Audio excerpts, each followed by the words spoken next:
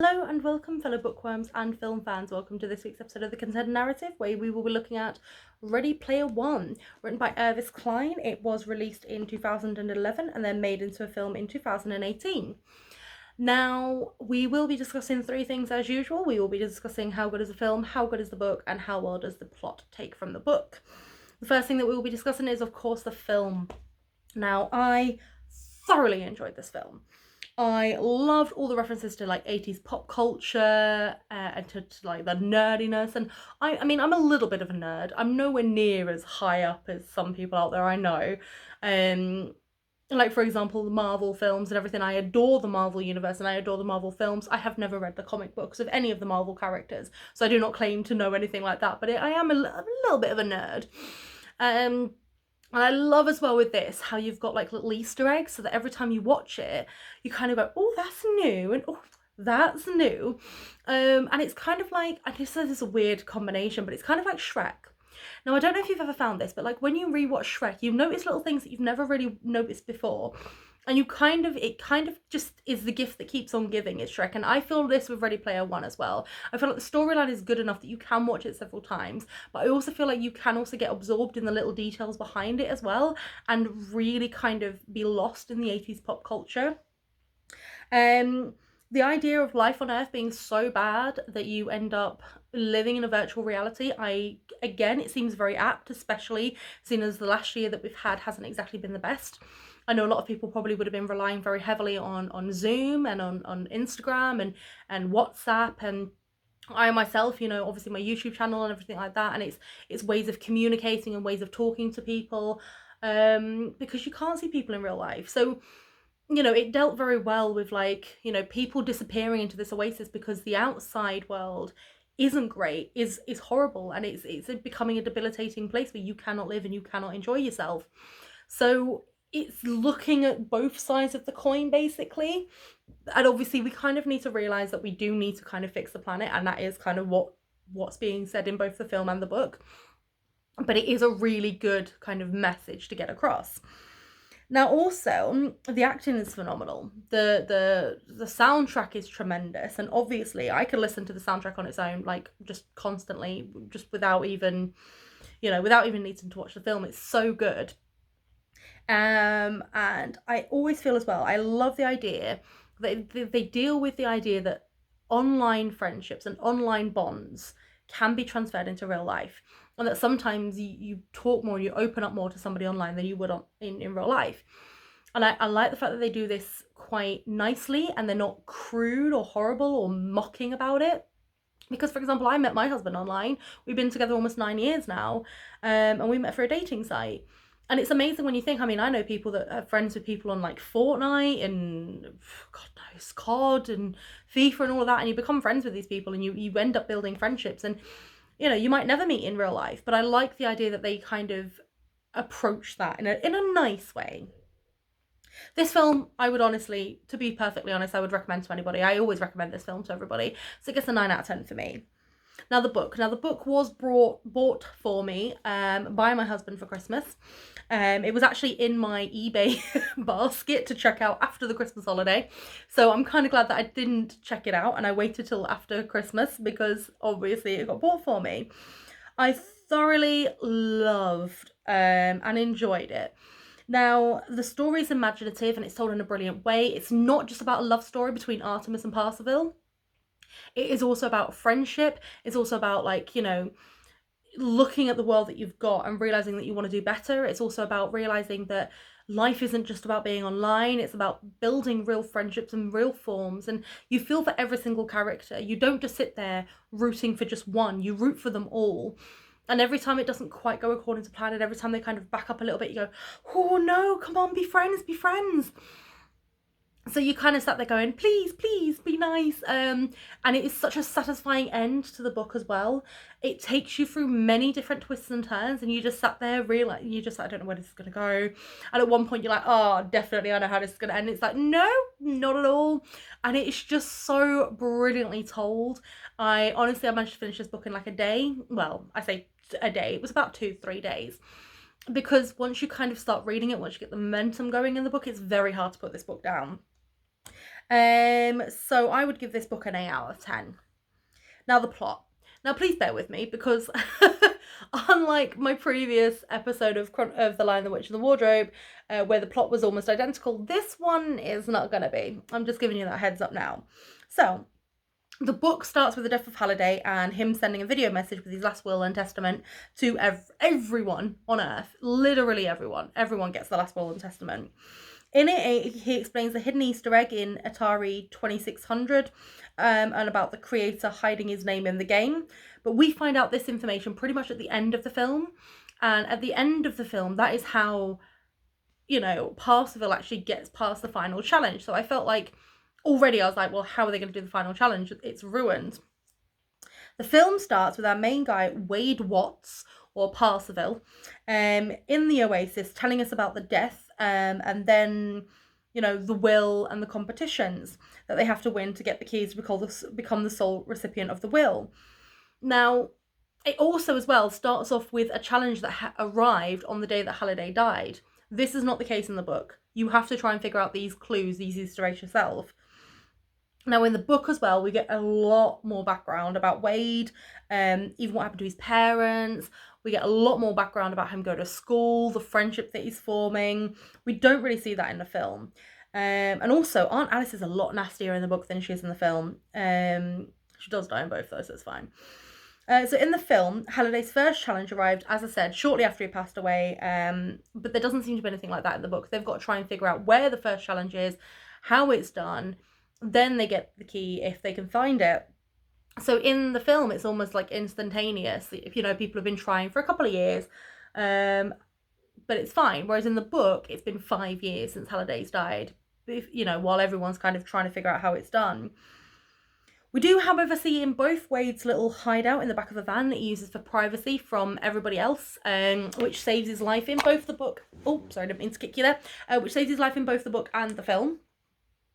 Now, as I said, in the book, he still goes to school. It's a virtual one in the Oasis. He doesn't even seem to have any skill points or money or anything, so he's literally just stuck going to school and back. Whereas in the film, he seems like a lot higher up, and he has, you know, a DeLorean, and he has all of this, which he doesn't get any of this until later on in the book. In the book as well, Artemis is a blogger who Wade / Parsifal. Let's just easy it. We're going to do Parsifal and Artemis. I'm not going to try and use their real names. So Parsifal has a crush on Artemis in the book for quite a while, because he reads the blogs, whereas in the film, she's basically just a hot chick on a motorbike that he kind of goes, ooh, got a thing for you. So in the book, has a lot more information about the school, about Wade's avatar. It has a lot more information about sort of like, well, everything. Just, you know, it also at one point goes into a lot of detail about Halliday's company, how it was built up. It goes into a lot more detail about Halliday's life and his friendships and relationships as well. So in the book, he figures out the first clue while in Latin class, and he realises the first challenge is on his school planet and is based on a D&D game that Halliday liked. In the film, while going for the race, he then realises that you have to do the course backwards. So in the book, he goes through the D&D level, beats the main guy at a game of joust, and gets the first key. When he gets the first key, however, you then have to do what's known as a gate. So you have to find the gate, you have to do the challenge through the gate, and then you've passed that level. Whereas in the film, once you've passed the challenge, you get the key, and that's it. It directs you to the next key. Now, as he's leaving after he's won the first key, he meets Artemis properly and ends up crushing on her even harder, even lying to her a little bit, being like, oh, I didn't win. And then he says, no, I have won, and kind of runs off. So then in the film, when he gets the, you know, the key and whatever, Artemis realizes that he needs to do the race backwards. She does that. Then after that, it's quickly followed by his mates in an unofficial clan kind of thing. Whereas in the book, they're all individuals. Like, they do not team up. Like, even though like they're really good friends at some points, they're all standalone people. So the first gate with the key is a walkthrough with the film War Games, where you are Matthew Broderick's character and you have to act it out perfectly. Words, lines, actions, everything. So he's done that. He's got the key. He's gone through the first gate, and he gets the riddle for the second key. However, in both at this point, you have IOI, who are the corporation that are trying to get the key to control everything, to gain control of the Oasis. They employ what's known as sixers that go off, and they deal with the keys and the gates and everything. But obviously, at this point, they haven't been able to do anything. But then the main guy, Sorrento, tries to win Wade over by basically offering him riches beyond his wildest dreams if he can tell them how to do the key. Because he says, we'll figure it out eventually. At least if you give me the information, you can make a bit of money off of it. Obviously, Parsifal turns around and says no, so Sorrento blows up his home, believing him to be in it. However, he is not, but he realises that obviously these guys, IOI, are going to kill everyone. So then he ends up on the run. Now, in the book, he ends up on the run and he heads off to Columbus, whereas in the film, he kind of just goes on the run and gets picked up by Artemis's family, as it were. Artemis is not family, but kind of group of people in the real world. So, in the book, once it's been blown up, this is when H, Parsifal, Artemis, Shoto, and Dioto all kind of end up in a meeting all at once and basically say that this is, what's going to happen. But then they all go their own separate ways and none of them want to team up. As I mentioned in the film, they are a team already, essentially, and Artemis kind of unofficially joins them. So in the film, his team have figured out the second clue to Wade's unreal knowledge, through Wade's unreal knowledge about Halliday, and end up in their second challenge, which is the film of The Shining, where Halliday was going to kiss Kira, but didn't. In the book, Artemis and Parsifal attend a birthday party held by Halliday's old partner, Ogden Morrow. Parsifal tells Artemis that he loves her, because at this point they'd had like a little relationship going on.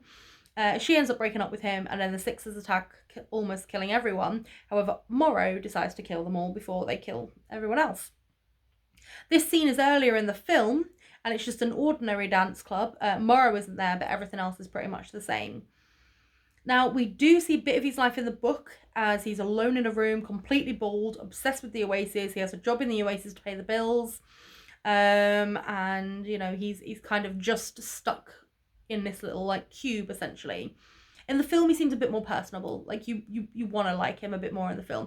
In the book, it's kind of like, he's got a 12-hour job. You're kind of like, oh, yeah, everyone's got that. So in the book, Parsifal is alone, as he's damaged his friendship with H, and he's lost Artemis. So he starts feeling kind of down and sorry for himself. And while he's kind of in this stupor, Artemis finds the next key herself in the book. But in the film, as I said, they worked as a team and got the second key through The Shining. So this pushes Parsifal to really knuckle down on the second clue so he can find the next key as well. So he heads out to a planet in the Oasis that hosts a video game museum.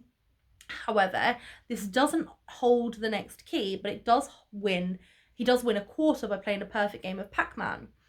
Now, this quarter is very important sort of later on in both stories, but in the film, he gets this quarter because of an unofficial bet with the robot in the Halliday Museum.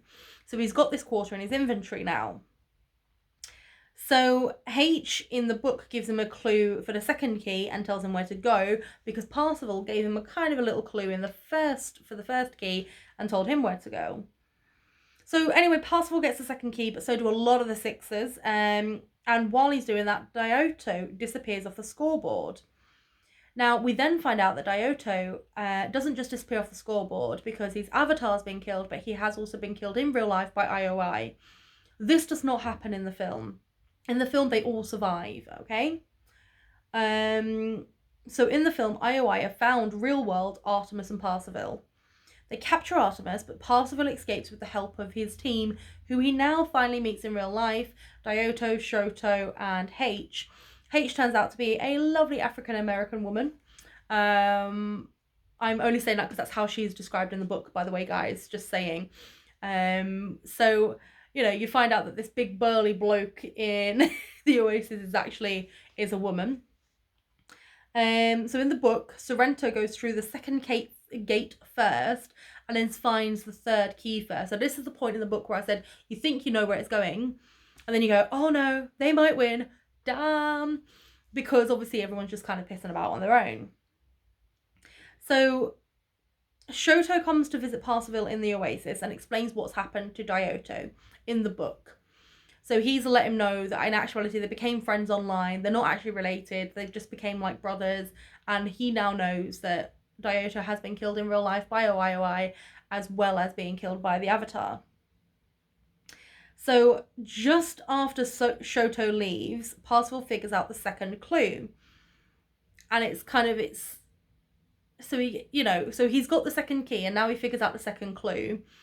And he says the word unicorn, and it's a little unicorn at the end of Blade Runner.